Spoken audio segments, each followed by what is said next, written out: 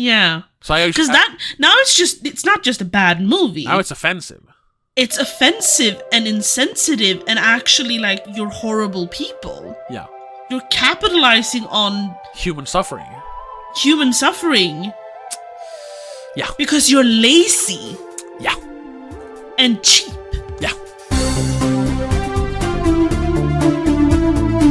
Hello, and welcome back to the SpoilerCast, the show where we talk about movies and we don't care about spoiling them. My name is Tobias, and with me as always is my sister and trusty co-host, Rebecca. Hello.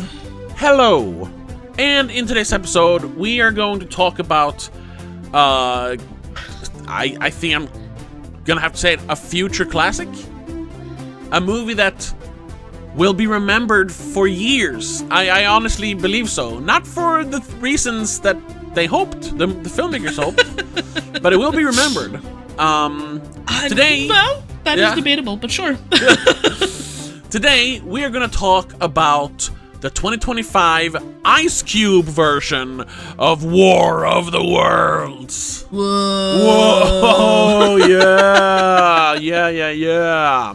You have talked about it briefly, I think. We have mentioned it because we both another have seen video. it before. That was before I saw it. Oh, okay. Yeah, and you mentioned, I've seen it now, and yeah, you hate it as well. Yes. Yeah. Well, I don't think this is just because this is. I think we've mentioned. I put it. It's the worst movie I've seen this year. I'm pretty sure. I still have it. It's down there. I don't know if I've ranked all of my half stars yet, but yes. Yeah. Yeah. It's my least favorite movie of the year. It's not least favorite. It's my most hated movie of the year. No, I don't hate it. We'll talk about it.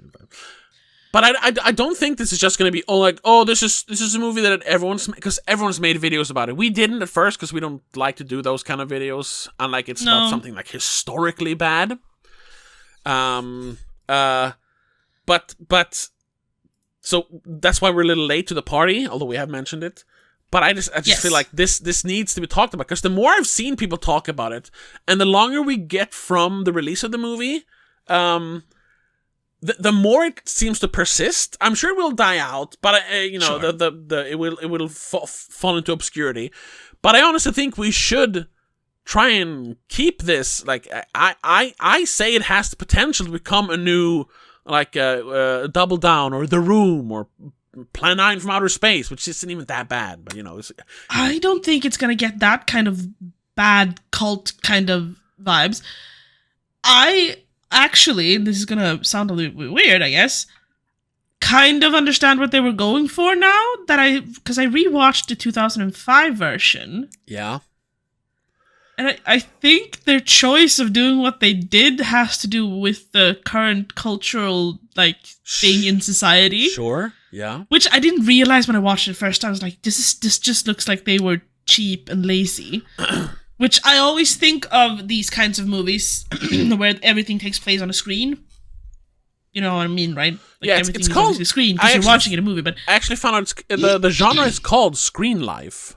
Yes, they talked about that in the video you sent with the interview director with and producer. The producer, I think, / director, and the editor. Yeah. Editor, right? Yes.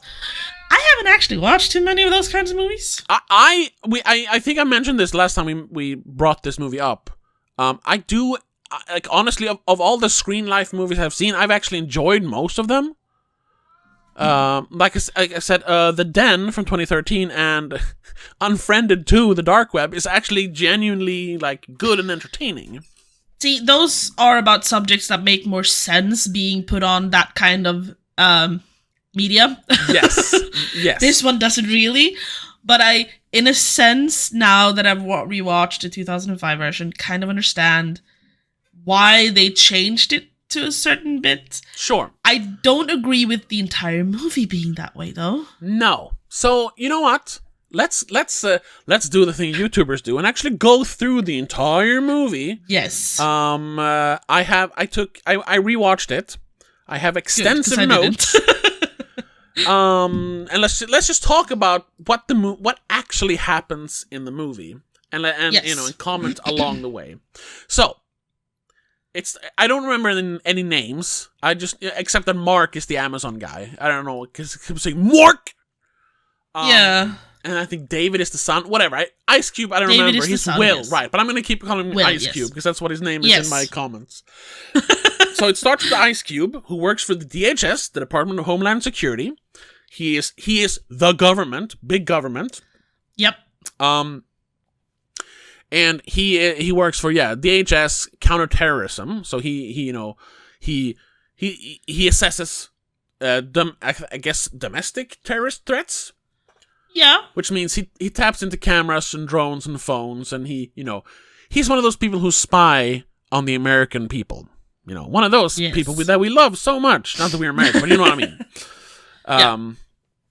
And the first thing he does is to blatantly abuse his power and invade the privacy of his children, his pregnant daughter and his son by not just like spying on them, what they're doing at the moment, looking at his wife's or his daughter's fridge cam to keep track of what she's eating since she's pregnant.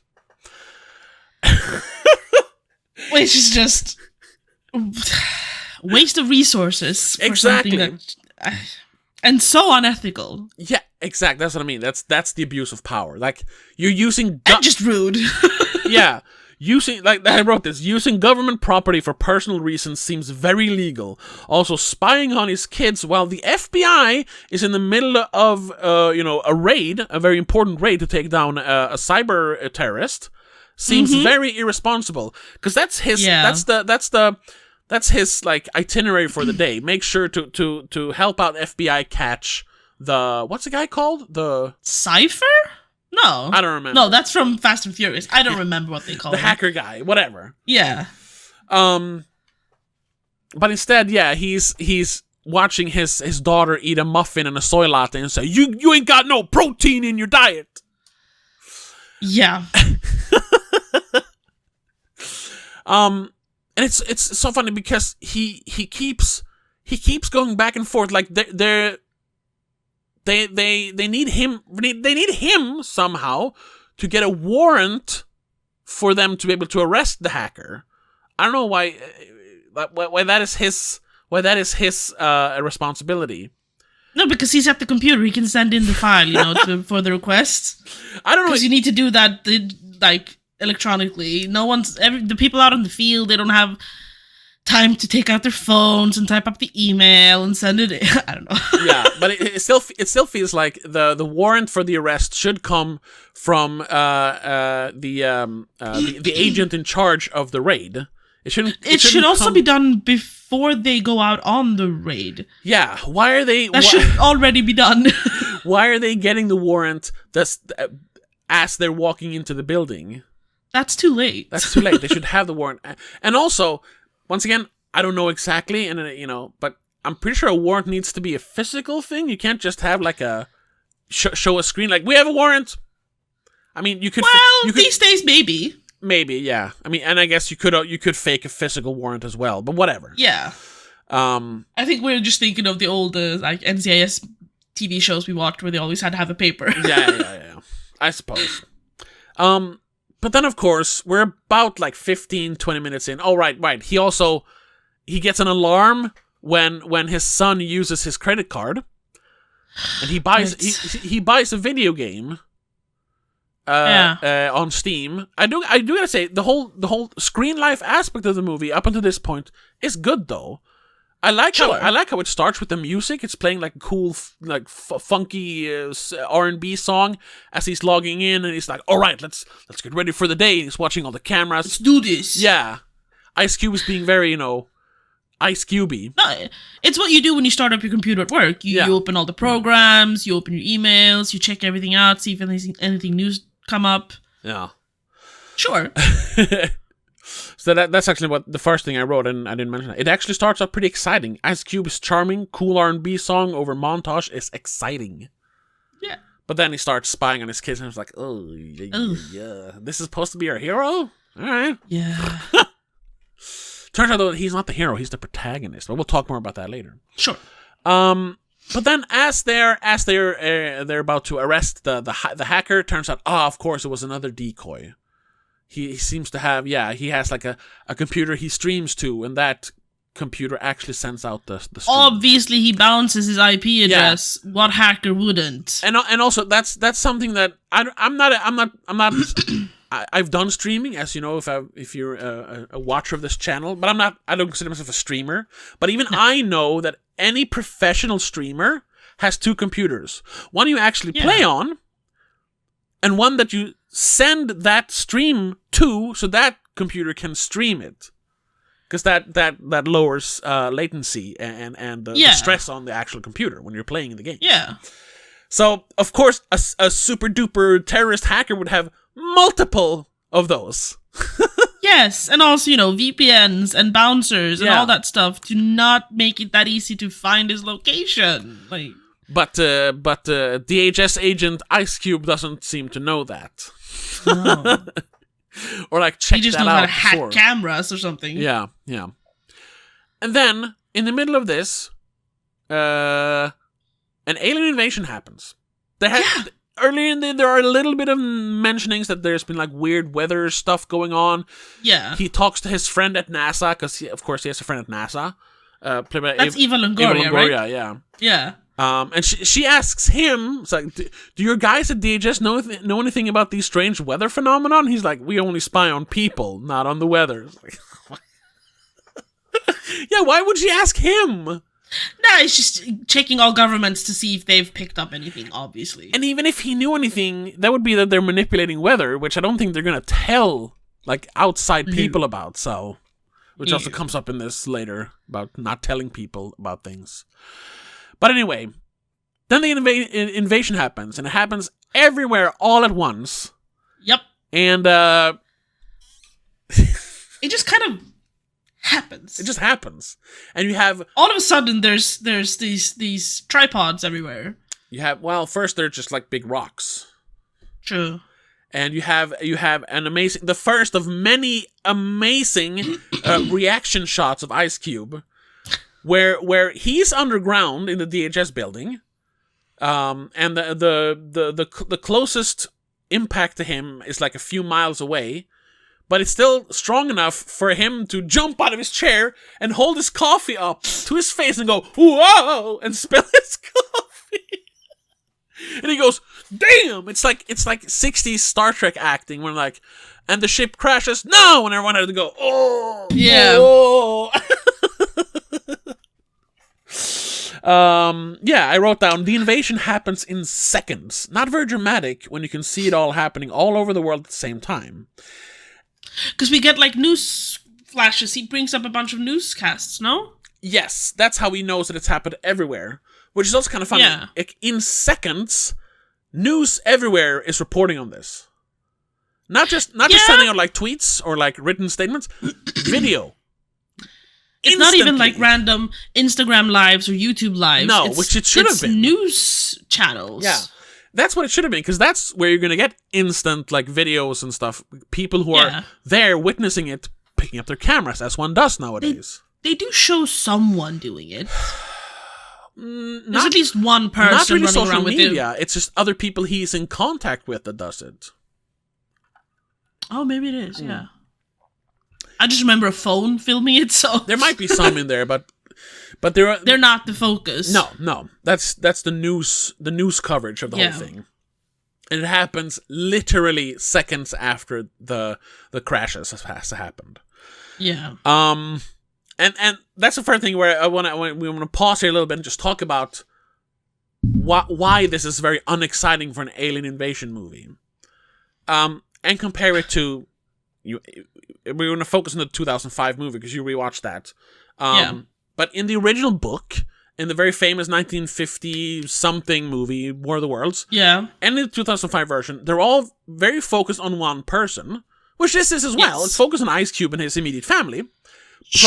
Problem is, he has direct connection to the entire world. That's his job. But in these other stories, we only see this. There's this one crash, this one thing happening. Yeah. And people have to what actually is it? And it takes a while for something to happen. And when it does, they're like, oh my god, we have been attacked. Like, is it happening somewhere else? I don't know. It's the confusion of what's going on. Yeah, it's the fear of the unknown. Yeah, here we know it's everywhere all at once. It's not as scary. I mean, they make it. Also, they make a specific. So he's very protected. So I don't really like. Yeah, he's safe in his little bunker. I'm not scared for him. Yeah, we get lots of reactions of his face going, whoa, oh whoa, whoa. Yeah. And there's a famous, I don't know exactly where it does it, but the I can't believe it face. Sorry for everyone just listening to this, but but specifically in the 1950s version and the 2005 version, communications are the first thing that's shut down. Yeah. Because if we can still communicate, we can cooperate. It's the like 1,000-year-old strategy of divide and conquer. That's the first thing that the aliens does in every one of these kind of movies and stories. The original book was written before they had kind of that kind of communication. Sure. So that wasn't a problem then, but still.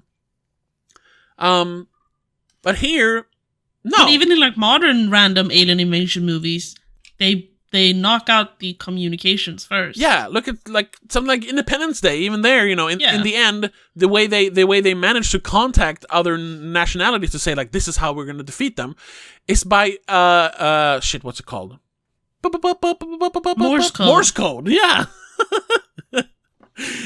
Because in order to defeat something like this, we need to cooperate. That's the whole thing. Yeah. Yeah.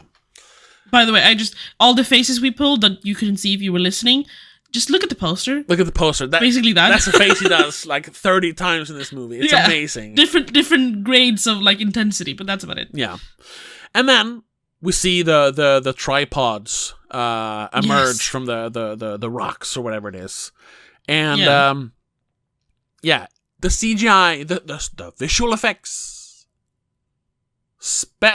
I always mix them up. The CGI.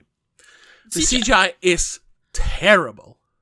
Yeah. I mean, I've seen worse, but this is a modern. They were making a blockbuster movie. I know they had a small budget, but Jesus Christ, it looks awful. But I've seen YouTubers make better stuff on their like home computers alone. She also mentioned that we know that the budget for the movie was $15 million. Now that's not a lot.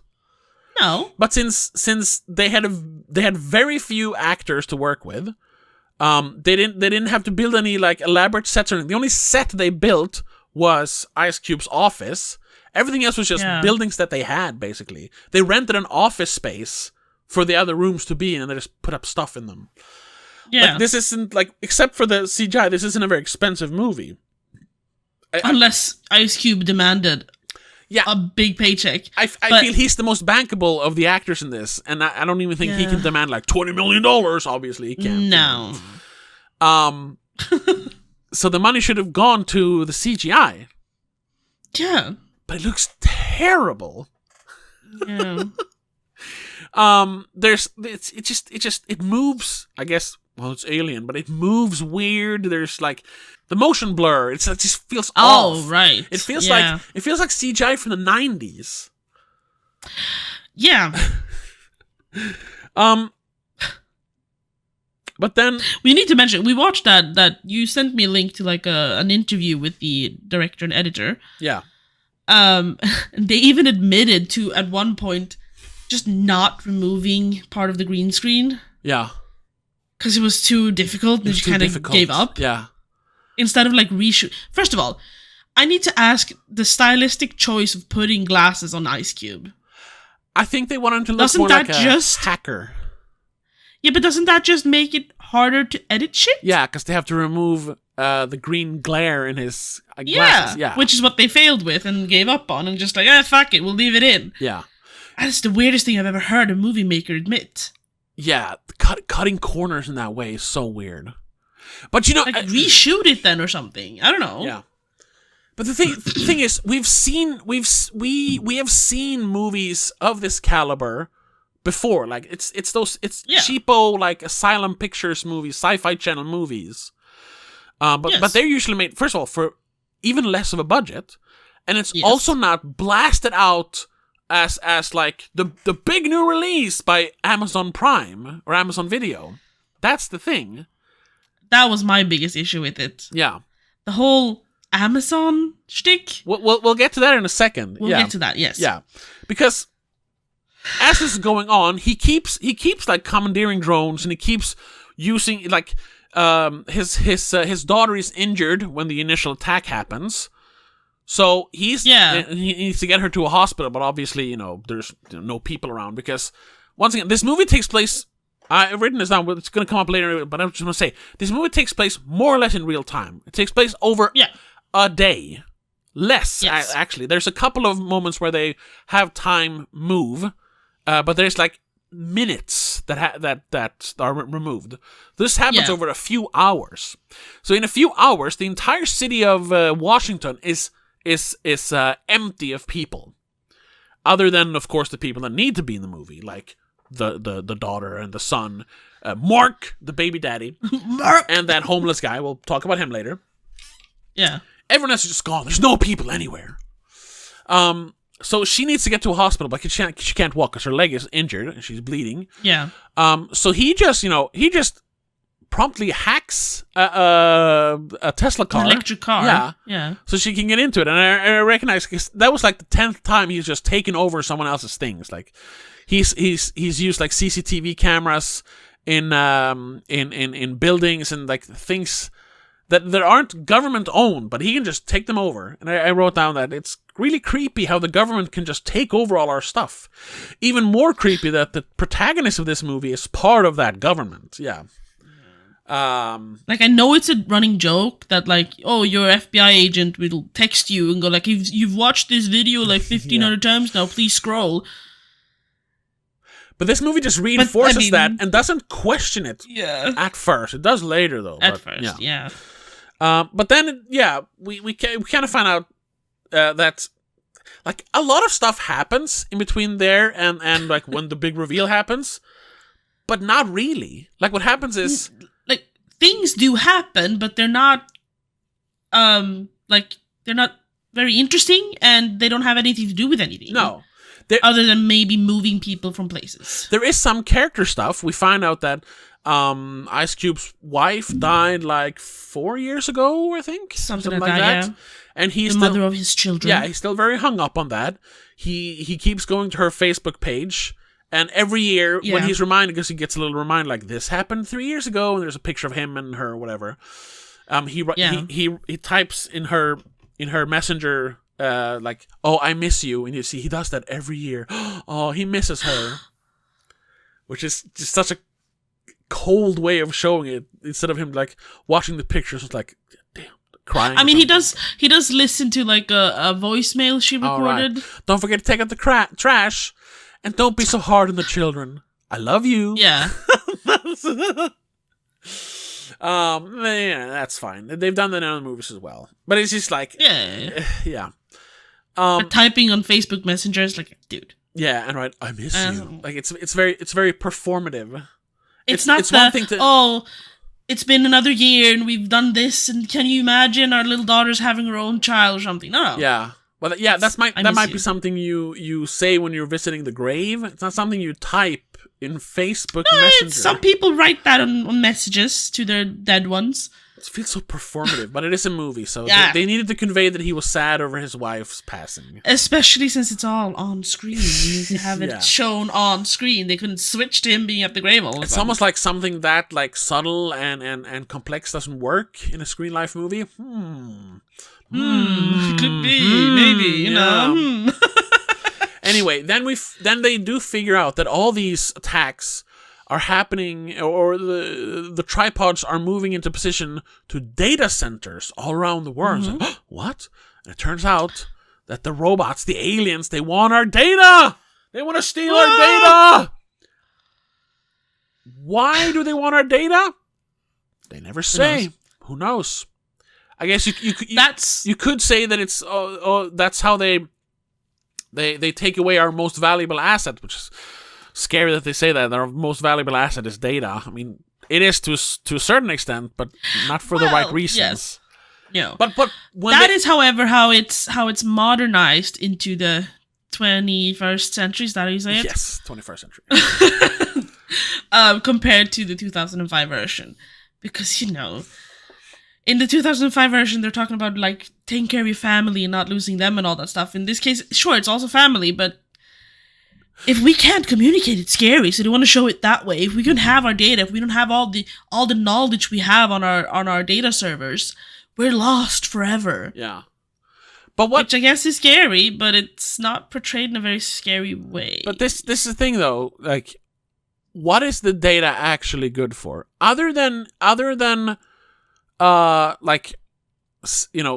saving our passwords so we don't have to, like, remember them in our brains, and using data to sell stuff to us. What is data actually good for? Data, the only people who talk about that data is important, is for people who want to make money off of you. To them, data is very important. To us, it's not important. Because that's what they're talking about. Personal data. And they're not talking about like medical records. They're talking about they just say the word data, which is the issue. Yeah. So that makes me think they do show it a little bit. They talk about the cookies, Yeah. That's what they're talking about. But they do show it a little bit. They show what they mean when the data is getting stolen by his wife's Facebook page slowly disappearing. Yeah, it's being erased in real time, which I'm not sure that's how it works, but No. It won't be picture by picture, the message slowly, like, getting distorted and disappearing. It would just That's not how it works. It would just be 404 cannot find 404 404. Yeah, it would be instantaneous. Yeah. That's what I'm saying. Like, that's what they're trying to, like, make the big scary thing, that we're losing all records of anything we've ever had, because everything we have is online. All our connections, all our memories, everything is stored in data. Yeah. But they're not expressing it well enough. And it also doesn't explain what the aliens want with it. No. If they're taking it to disrupt if they're taking it to disrupt our communications, that's one thing. But they were already winning. They were already like destroying everything. And why wouldn't they just destroy Wi-Fi first then, so no one could actually communicate? Yeah, exactly. Why don't take out communications first, like in the other versions? Yeah. Because then we wouldn't have a movie. No, but, like, come on. Come on. The script is backwards and upside down. Yes. You've not really thought this through. Then, in the middle of all this, we find out that this super duper hacker who was talking about releasing some secret documents about something called the Goliath Project. Yes. This hacker contacts Ice Cube, and it turns out it's his son!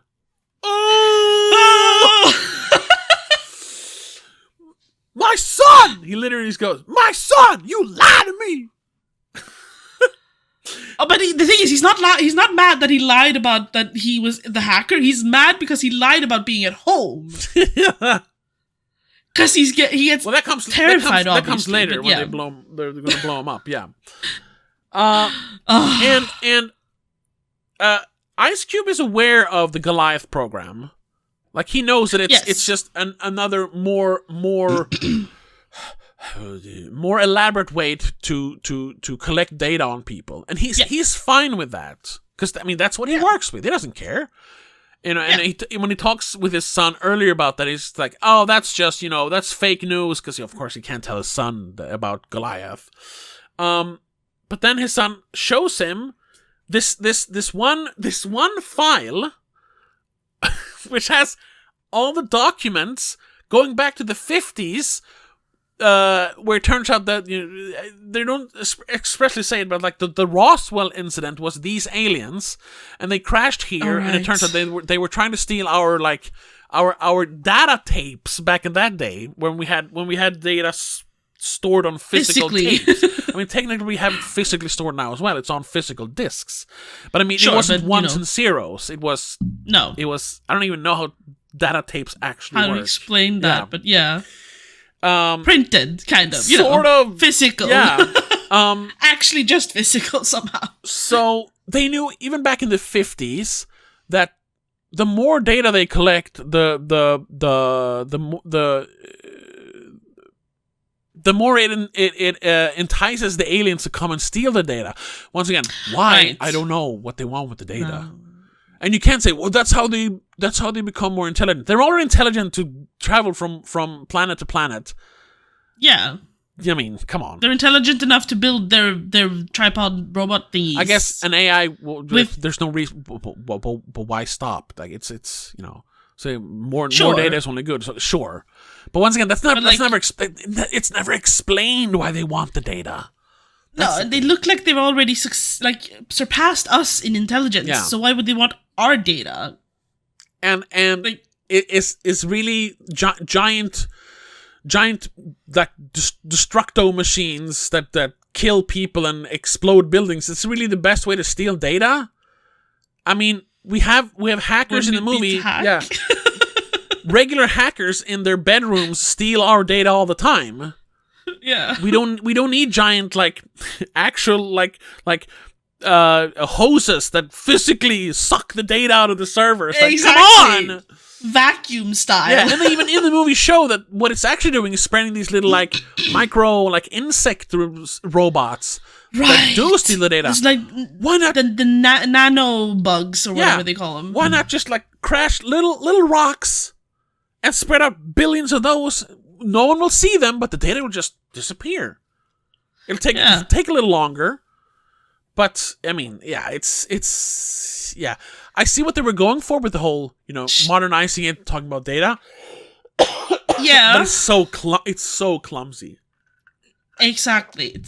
Anyway, so he keeps looking into this file, the Goliath file, and there's also an audio recording of the chief of the DHS. Played by what's his name? Clark Gregg? Yes, Clark Gregg from the Avengers. Yeah. Yes, exactly. This is it's his baby.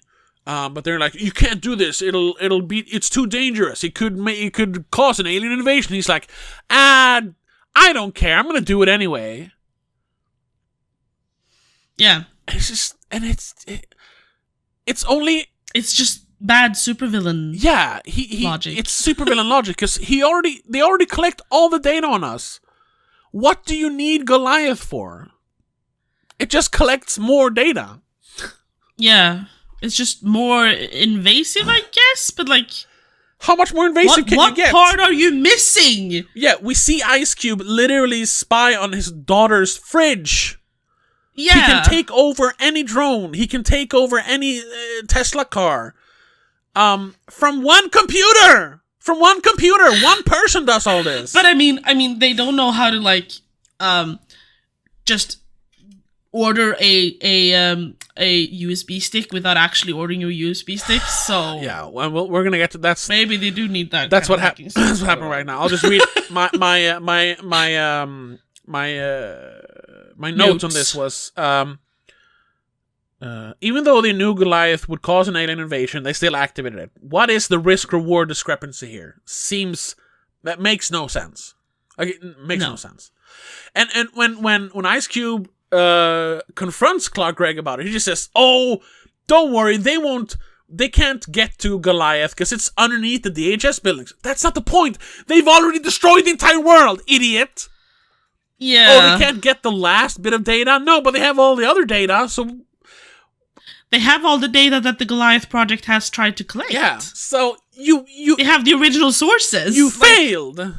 Yeah. And they're like, oh, whatever. Yeah, it's supervillain logic, which does not fit with trying to make it because War of the Worlds has always been a very grounded story about reflecting the sensibilities of the time it was made. So the 1800s, the 1950s, the early 2000s, and it's changed because of that. And this time, it's about data because it's the 2020s now. Yeah.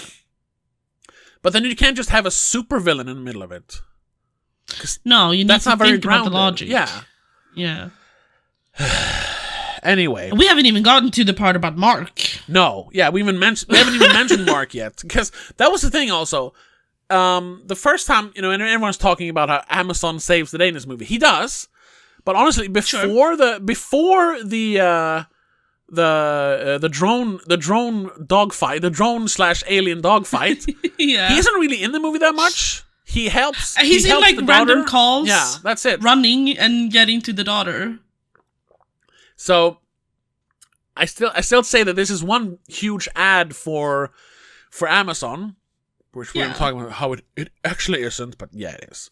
But he doesn't really have much to do until they figure out that because first of all, Ice Cube joins his hacker son's hacker group. He goes from working for the government, actually trying to hunt and capture this guy, to finding out that his son has lied to him for like years or whatever, to then and it's like the mastermind of the hacker group. Yeah, and then minutes later going like, okay, I'm gonna join you now because I saw that what the government did was wrong. It's like, brother, you've been working for the government for so long, you didn't notice until now? Oh, it's so simplistic. It's so not flat. until aliens invade that it's wrong, dumbass. Ah, I get it. So before that, it's okay. Yeah. Oh, it's not wrong to start proxy wars just to get more data or whatever, or get oil. No. But when aliens steal it, that's not good. Then the government needs to do something about it. Yeah. It's because they're stealing from the government. It's only bad when they can't do what they want. Anyway, so he joins up with the hacker whatever group. they're called. Yeah. And they're like, we gotta create a virus to stop them. But of course, the aliens are too strong, so they wipe out the hacker group. So it's kind of funny. I mean, it's not his fault, but it is ironic that the minute a government guy joins the rogue hacker group, they all get exposed and murdered. Yeah. Disruptor, by the way, is the hacker. Right. And his friends, Starfire, Thelma and Louise, and something else. Something like that, yeah. I mean, once again, it's not actually, it's the aliens, but it's very ironic that the second the government joins them, like, oh yeah, we'll work with you, illegal hackers. Oops, you all got exposed and died. Yep. Or docs, I should say. Exposed docs, whatever. Same shit. So they all die, including his son. Oh my god, we see, and they blow up his house. Like, no, David, whoa! You get more amazing acting by Ice Cube. Only then, 3-4 minutes later, his son calls him again, and he's like, oh wow, that was intense. He's like, you survived? And he's like, yeah, of course. I'm over at Brad's house or whatever. My friend's house. And I was using a green screen. Green screens up. Green screen to fake being home. Jesus Christ. I'm confused though. What was intense for him? To see all his friends die? I don't know. But he doesn't express it that way. He expresses it like, oh, I ran away from the house or something. I don't know. Yeah.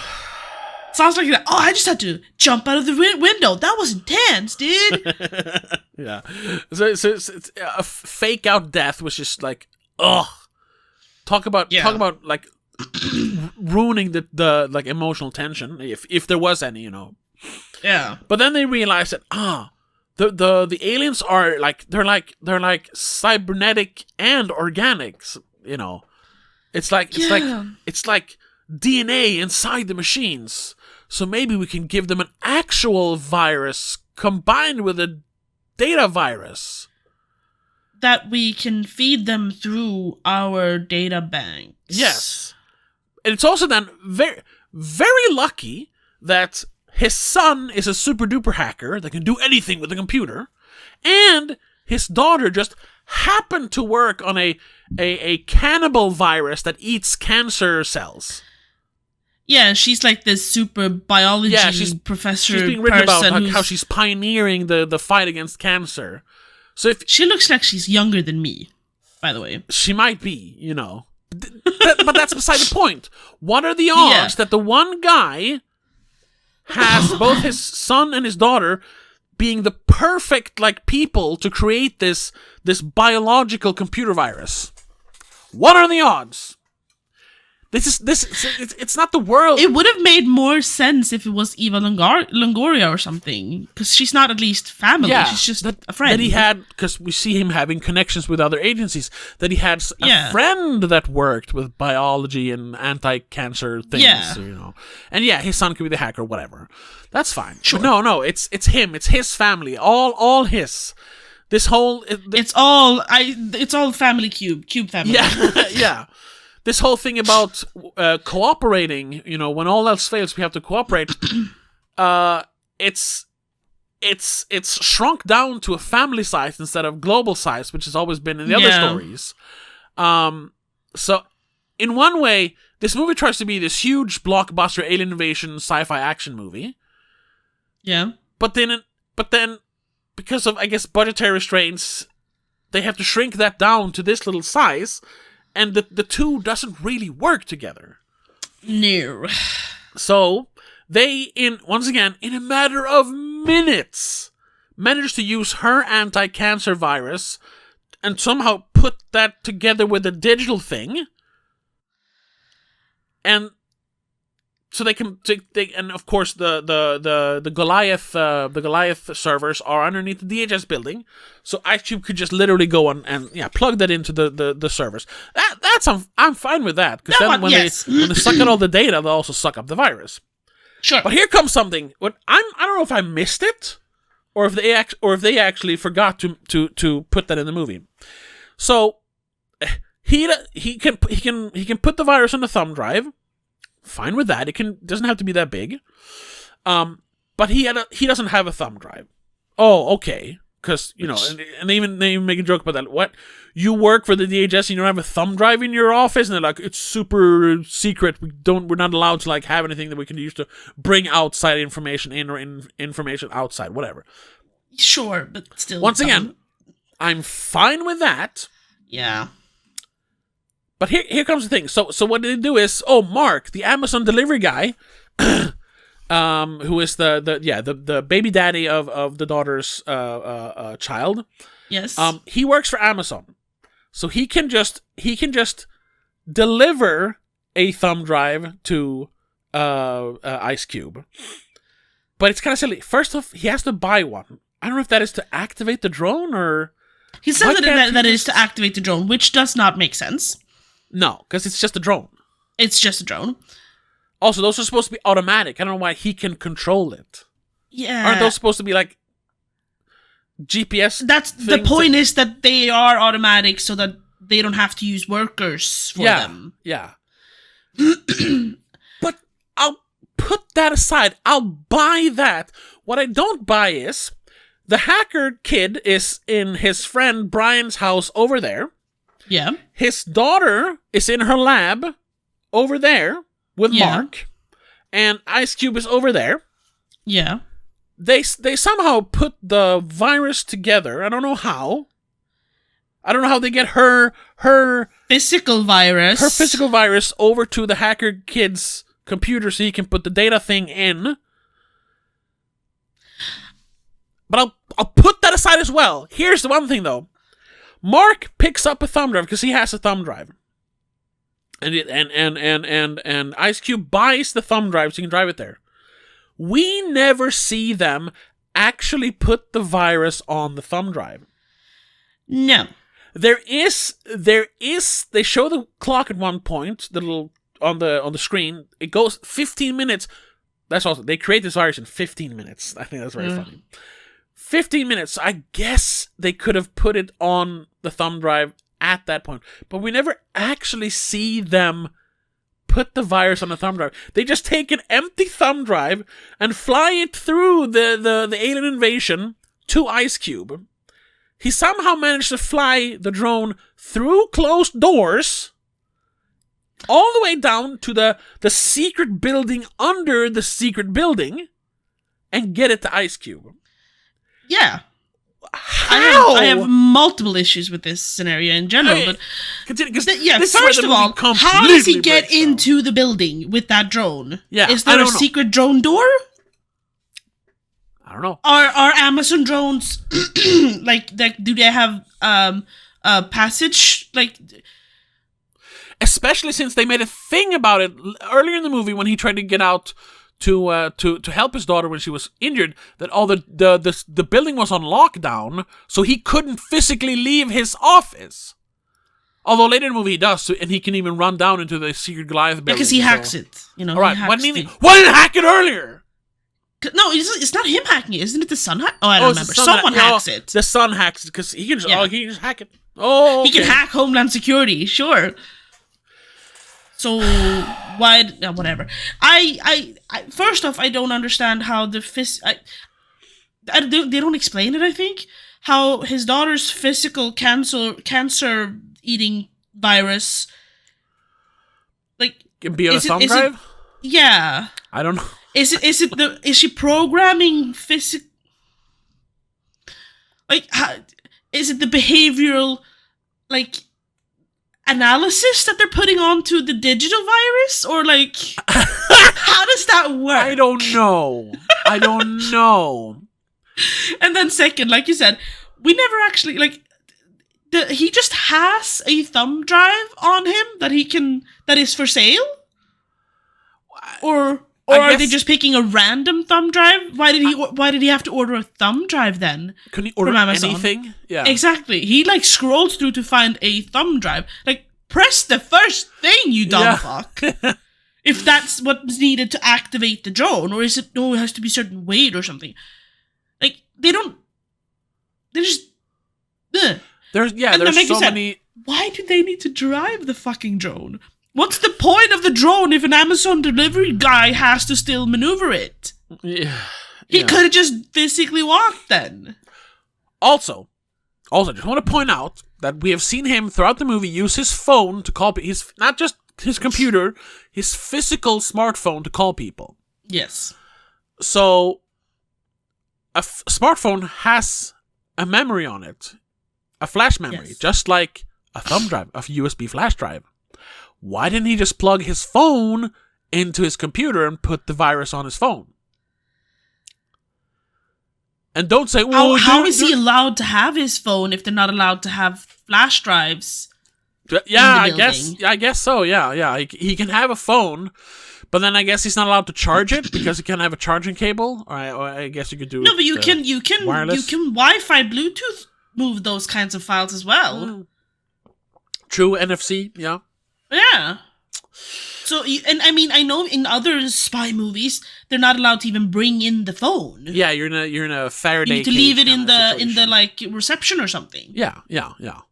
In fucking, is it I don't remember if it's the second or third Batman movie. The whole thing of him putting his phone in the reception of the Hong Kong office. The bat signal. Thingy. Yeah. I know. Like, You're contradicting yourself on so many levels here. Yeah. However, all this though, I gotta mention. I think that when the drone flies and it flies through the exploding buildings and the alien spaceships are chasing it, and then the hacker's son like commandeers a military drone to fight the aliens. It looks kind of cool. That looks kind of exciting. Cool. The actual like dog fight is cool. Yeah, it's silly but cool. And then of course, it gets flipped over, and they have to. Once again, they hack into some random guy's phone, a homeless guy's phone, and tells him to flip it over. And he's like, the government will give you free internet. And he's like, oh, so they can spy on me more? No way. And then they give him $1,000 Amazon gift card.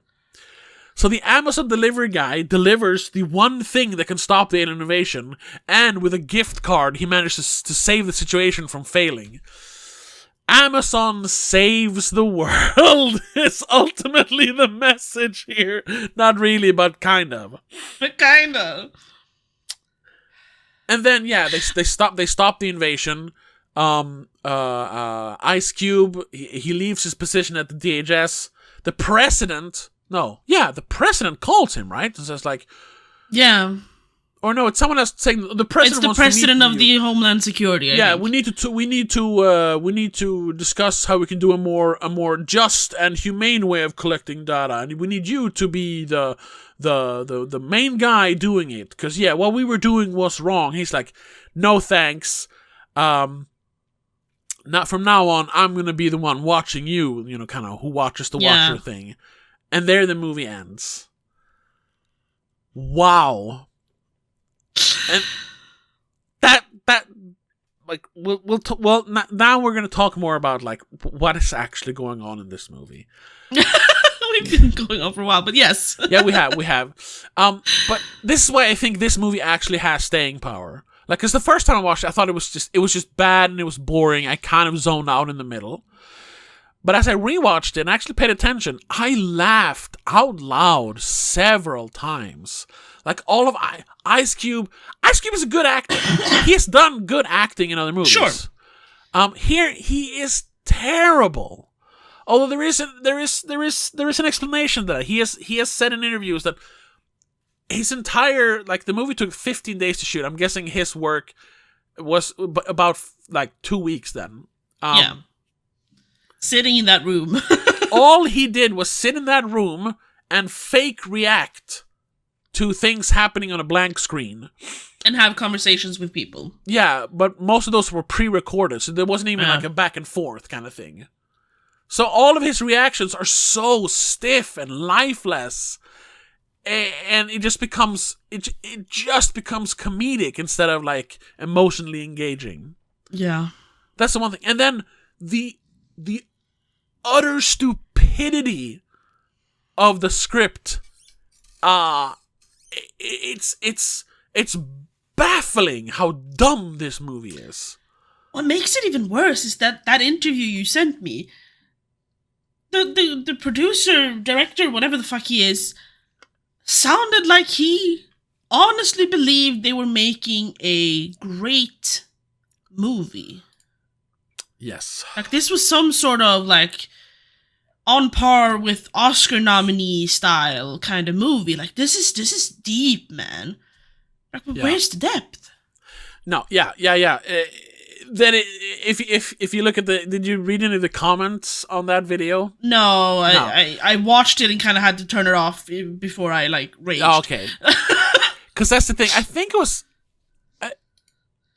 it Patrick Aiello who they interviewed? Do you have the video up? No, but I can bring it up because I have it in our chat. Yeah. Well, he talks about that they had this idea of making a big blockbuster sci-fi action movie, but in a screen live format to kind of keep to see if it was possible, really. Yeah.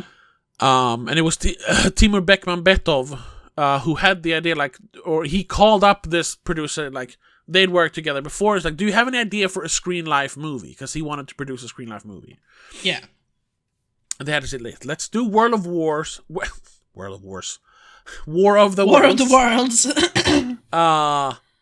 As a screen live movie. It's like, yeah, sure, we'll do. First, that's the first you go, no, shouldn't do that. No. The closest you could do that is what they did with Cloverfield, do it like a found footage, or actually have a guy with a camera walking through the invasion. Not have one guy watching someone walking through the invasion. Of course, he didn't set out to make a bad movie. Nobody sets out. The only people who's ever set out to make a bad movie are the people who made Sharknado, because those movies were made ironically. Yes. That's fine. Everyone else strives to make, even if it's like a funny movie and they know they're making like a cheap movie, they're setting out to make an entertaining, funny, or good movie. So I can understand what he's saying, but he, on every point that they bring up in this interview that people like criticize the movie for, he kept defending it with the worst defense ever. And also, like, I don't want to throw the YouTuber who did the interview under the bus. I mean, it's awesome that this quite small YouTuber, 38,000 subscribers, Tony's Film Club, managed to interview, the producer of one of the worst movies ever made, like 3 weeks after the movie came out, basically. Yeah, that's quite a feat.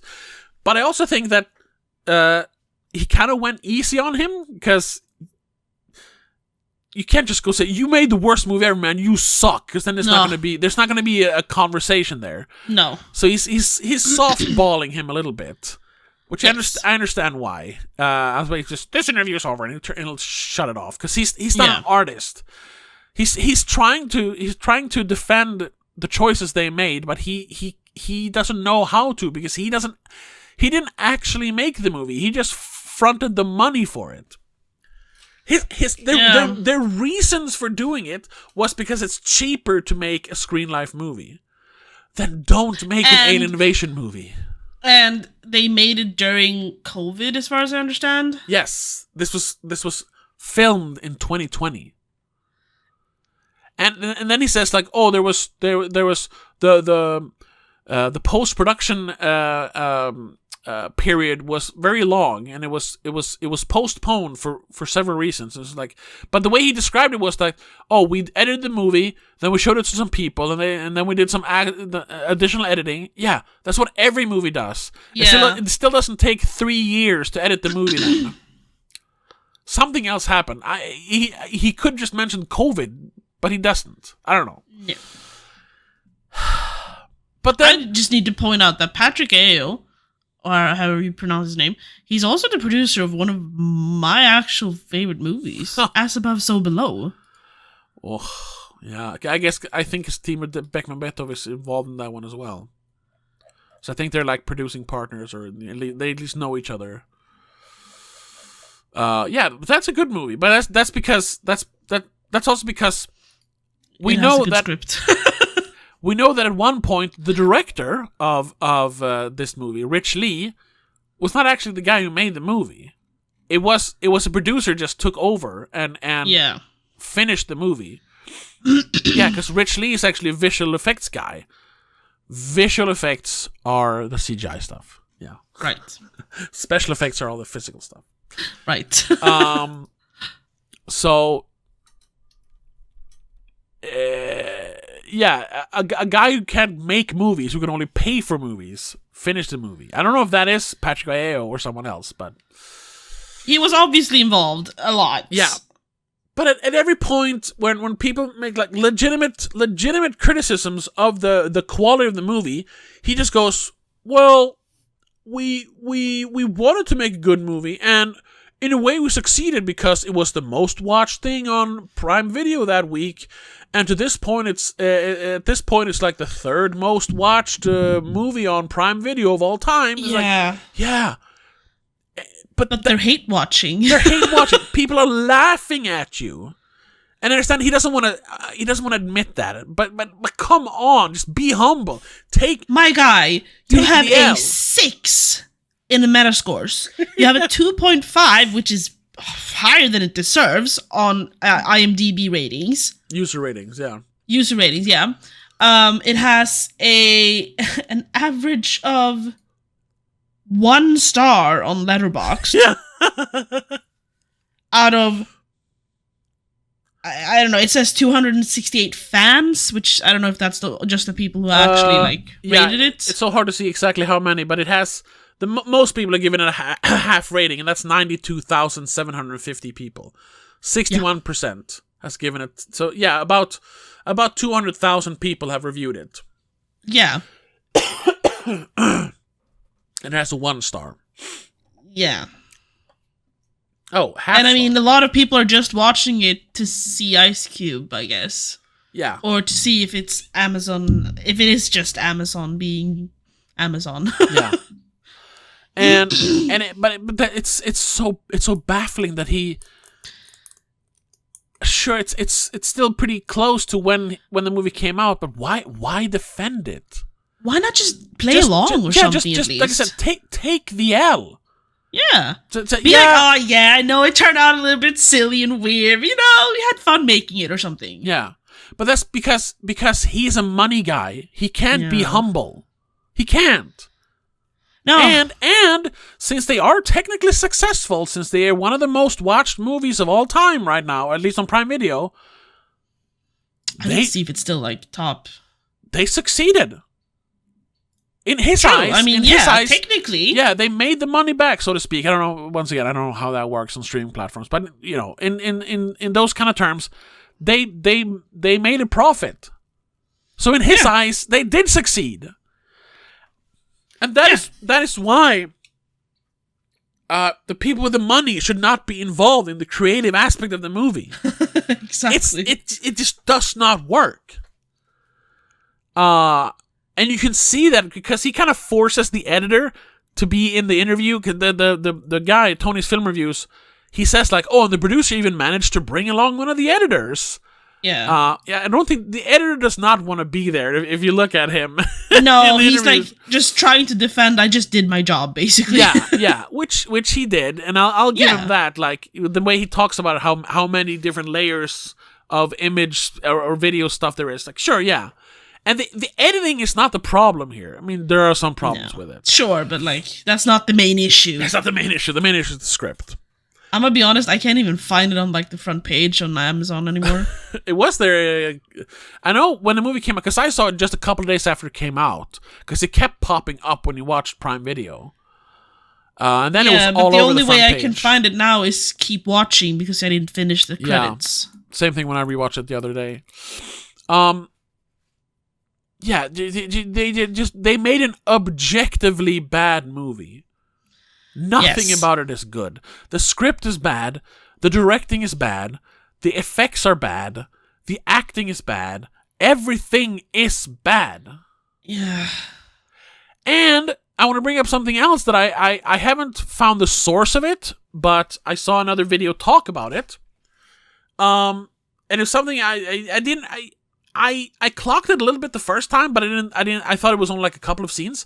You know all those scenes of the tripods like walking through big cities, and you see them like exploding. There's this big explosion in some sort of like Middle Eastern town. They're walking through a wildfire or a forest fire. At one point when they're sucking out all the data, you see that plane fall out of the sky. Yeah. All those scenes, they just took actual news footage of real world disasters and put alien CGI robots in those scenes. That's not just like cheap, that's insensitive. Very. The scene where they're standing in some sort of Middle Eastern town and you see the big dust explosion come up. That is an actual missile being dropped on a civilian town. And they just like, We'll put some robots in there. We'll hide the dead bodies, or what? I don't think you can see the dead bodies. No, but like... And the stuff when you see walking through the forest fire, that's footage from the, 2022, 23 forest fires in California, I'm pretty sure? Yeah. Yeah.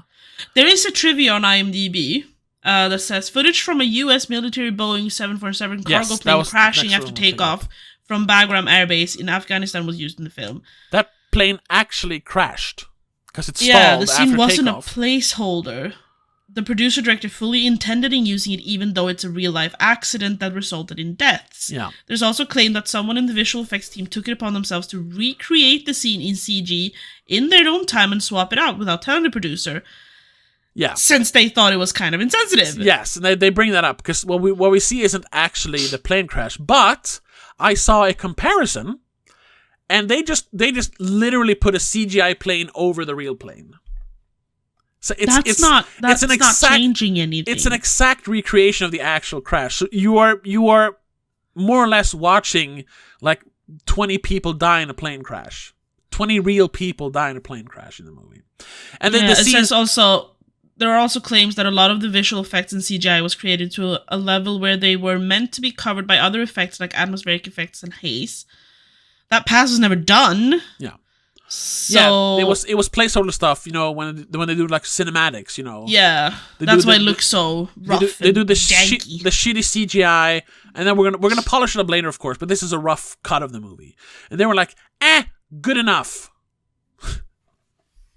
Yeah. So yeah. The movie contains real human suffering and real disasters. Which is was reported by special effects house Corridor Crew. One of the contractors chose that's to create new. the That wasn't there the other day. Yeah, sorry. Say it again, sorry. The special effects house Corridor crew, who worked on it, have like informed people that this was what was done. Oh, okay. Well, that's new. They're the ones who did the photorealistic CGI version of one of the incidents. Okay. Despite the producers not wanting them to do that. That's kind of funny. Because, yeah, I saw they did one of their VFX artists react to this movie. They reacted to all the bad CGI. Yeah. And they also mentioned that a lot of the footage is real disaster footage. And one of them gets, like, when he finds out, because he wasn't involved, he gets, like, visibly, like, uncomfortable, which I understand. Mm-hmm. But they also mentioned that, like, a few weeks earlier, because they do those episodes kind of often, they mentioned that one of them, like, was involved in a movie a while ago, but I can't talk about it obviously because it's an NDA, and the movie might not actually come out. And then I didn't, because they don't mention that they did it in the video that they made about the movie. They didn't mention that they helped with the VFX. No, because they couldn't say it then. Okay.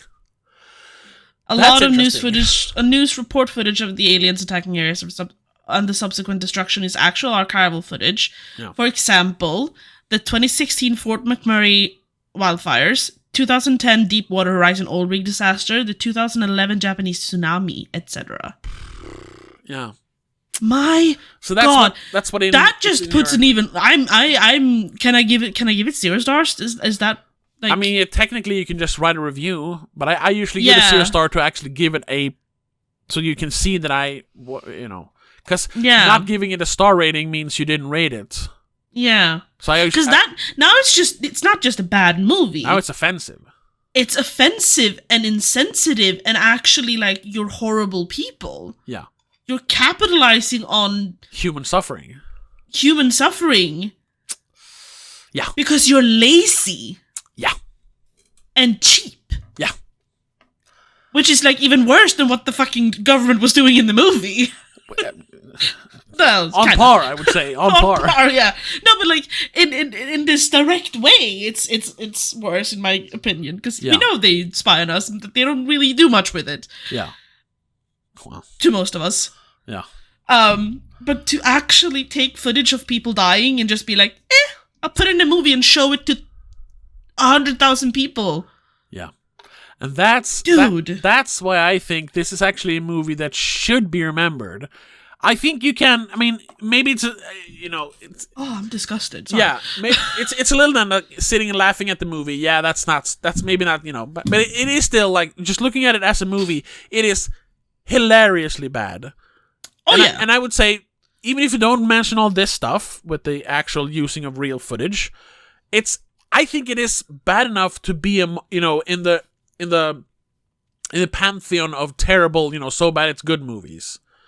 Sure. Because, I mean, you shouldn't rewatch it, but rewatch it and you'll see it's laugh out loud bad.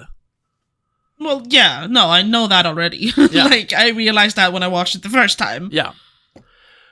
There were moments where I just went, what the fuck? But then, add to this then, the knowledge that they actually used real footage of, even though you don't see it, like people dying. Like that missile attack. People died in that attack. You know they did. Disgusting. Disgusting. Yeah. The plane crash. Literal people were in that plane. And they just put that in their movie. This should be used as like a fucking warning to Hollywood. Like don't do that shit. Yeah. Movies are supposed to be movies. They're supposed to be made specifically for the whatever they want to show you. They're not supposed to take real life footage and we'll just use it willy-nilly kind of. Oh God. Yeah, we've kind of gone over time, but I know. I was gonna say we're gonna compare it to the other versions of the story. We're gonna do that in our Patreon. Yeah, we'll do that in the when we talk about the Steven Spielberg version. So we'll just leave it on this now. Yeah, so that's why I think this movie should not be forgotten, because not only is it a terrible movie, it's like literally offensive. Not just I'm offended that you used a bad word. No. You did something like reprehensible. Inexcusable. What the fuck, man? And you had the gall to defend but it's fucking borderline, dude. Yeah. Oh my god. Yeah. Ew. So yeah. How haven't more people talked about that shit? Because I didn't even know that until we started reading up on the trivia now. Because everyone did their reaction to the movies as fast as possible. We gotta make this now while the machine is still, while the cogs are still spinning. And then now, like a couple of months or a month after it came out, nobody cares anymore. They made their videos, they made their money off of the videos. Can't do it again. Yeah. Here now we are. We took a little time. And we could present more facts and show you that, yes, the movie's just as bad as you've heard, and it's even worse. Evil. That dude is just evil. The producer guy. I don't know if it's just him, but the team, the whatever. people who made this, the producers, whoever said they could actually use that footage, evil. An evil person. An evil, soulless, cold person. Yep. And that's who made this movie. Yeah. So we'll leave it at that. Yes. Thank you so much for listening or watching. Hopefully you watched this. If you're someone who just listens to this on Spotify or Apple Podcasts, whatever, we are on YouTube. And especially this episode, it's very visual. We haven't shown anything from the movie because we don't want to get copyright stricken. But we have been our very expressions. Animated. Yeah. Very animated. So check us out there, or wherever you're listening to this. Thank you so much for listening. If you want to support us even more, and if you want to hear us compare this more thematically to the much better versions and the original version, you should check us out on patreon.com/don'tmakeascene, where we will release our companion piece to this. We do this every week. There's literally hundreds of extra episodes there for just $3 a month. So check that out. Become a member on YouTube. Or become a member on YouTube. Same thing there. There's either tier. I think the lowest tier is the same there, $3. You get the extra episode every week. You also get early access to these episodes whenever I am able to release them early for you. Yes. So yeah, but that's it. We'll be back next week when we're going to talk about a new movie. We're going to talk about what's it called? One Battle After the Other? Whatever it's called. Yeah, I haven't told you about Something this, but like that. No, you've decided apparently. Yes, because it premieres next week, and I really want to see that one. So cool. Yes, check that out next week. Yeah. But until then, have a good one. Bye. The SpoilerCast is part of Please Don't Make a Scene. It's produced and hosted by Tobias Vedén. Co-host is Rebecca Vedén. Executive producer is Annika Vedén. I also want to give a shout out to all our patrons over on patreon.com/don'tmakeascene. CK85, Christopher Berlin, Daniel Geiso, Annika Vedén, Jacob, Mom and Mac, and Laura Kinney.